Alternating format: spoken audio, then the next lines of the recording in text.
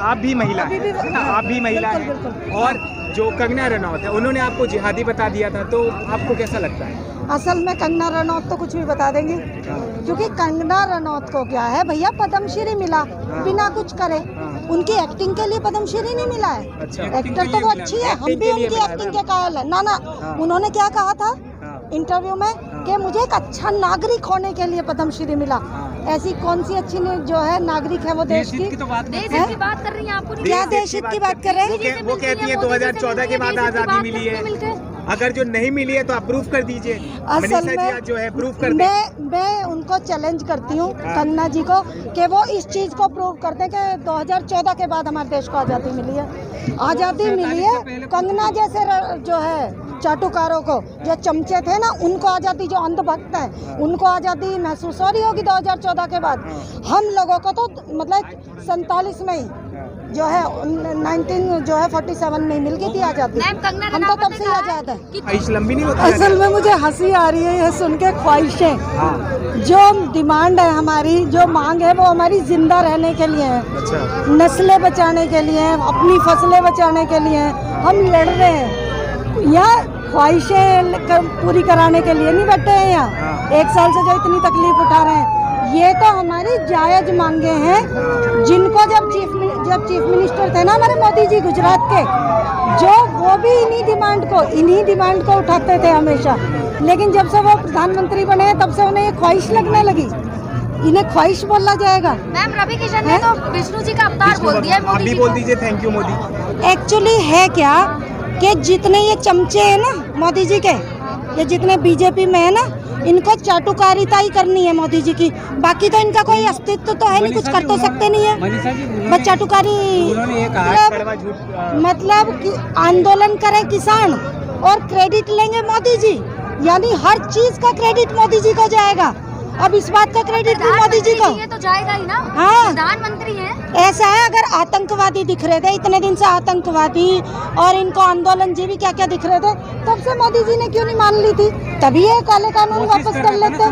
बहुत चंद लोगों को तो उठाया जा सकता है। आप तो कह रहे थे तानाशाह। अगर ऐसा होता आप बैठ जाते क्या यहाँ पे? अगर तुलना कर देती है कभी कभार। अगर तानाशाही ना होती तो तुम्हें लगता है 1 साल तक, आज तक कोई आंदोलन 1 साल तक चला है?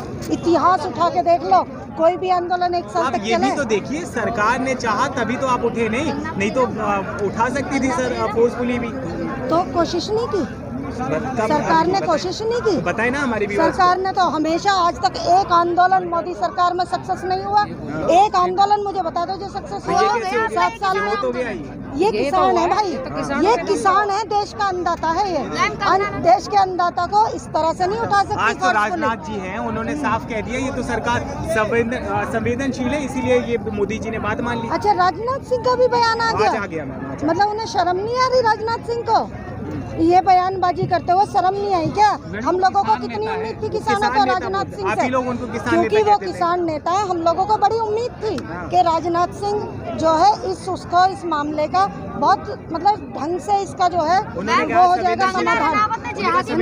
अगर सरकार संवेदनशील होती ना तो ये आंदोलन 1 साल तक नहीं चलता, और आज भी आंदोलन चल रहा है। 2 बच्चे से ज्यादा जिस महिला के उसको जेल में डाल देना चाहिए। असल में एक तो मैं इसकी ना कंगना की बातों पे मैं रिएक्ट ही नहीं करना चाहती, मेरे को जवाब ही नहीं देना चाहती। ये इतनी बेवकूफ़ है ये लेडी कि इसको ये समझ नहीं आ रहा कि तुझे क्या बोलना है। इसको ये आंदोलन नहीं दिखाई दे रहा ना, इस देश का अन्नदाता किसान इसे दिखाई दे रहा है। तो वो तो कह देते ना कि क्योंकि Z+ किसान जो है खेतों पर है। ऐसा है, Z+ सिक्योरिटी में जो व्यक्ति घूमता होगा उसे धरातल पे, जमीन पे नजर नहीं आता, उसको सिर्फ आसमान पे नजर आता है। उसे यही दिख रहा है कि मोदी जी जो कर रहे हैं अच्छा कर रहे हैं, क्योंकि कंगना के लिए मोदी जी वाकई में अच्छा कर रहे हैं। भैया उसे Z+ सिक्योरिटी मिल गई, और अब तो जो है पद्मश्री पुरस्कार से सम्मानित हो गई हैं वो, तो वो क्यों नहीं तारीफ करेंगी?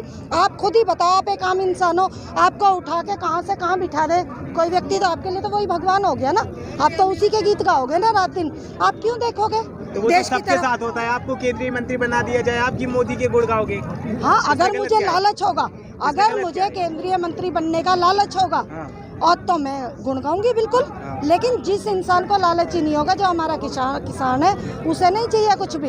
वो तो अपनी फसल और नस्ल बचाने के लिए लड़ाई कर रहा है। उसे ना तो ये फालतू की चीज़ों से कोई मतलब है, और 1 साल से आंदोलन में ये सबने देखा होगा, पत्रकारों ने भी देखा होगा। गोदी मीडिया को तो मैं कहती नहीं, उन्हें तो एक एजेंडा ही चलाना है मोदी जी का, क्योंकि उनका तो एजेंडा सेट है। तो नाविका कह हर रही तरह है से ना, मोदी जी को नाविका दिखाना है। कुमार कह रही है लेकिन राकेश टिकैत से इंटरव्यू में कहा है कि आप चुनाव लड़ लीजिए ना, अगर जो आप इस तरीके की राजनीति किससे कर रहे कहा हैं। नाविका कुमार ने किससे? राकेश टिकैत से कहा है चुनाव लड़ लीजिए। कहाँ से चुनाव?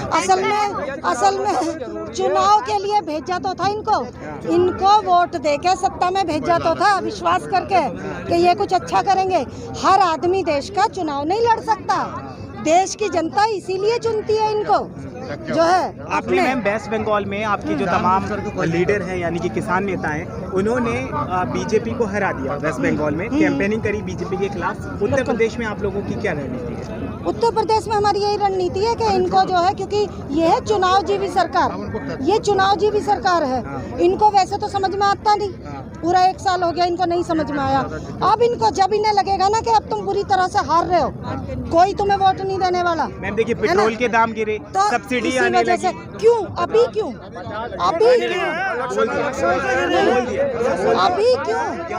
ये बताओ ना, अभी क्यों हो रहा है ये सब चीज? आप इसी चीज को 100% बढ़ा के 5% डाउन कर देना या 5% गिरा देने को गिरा देना नहीं कहते।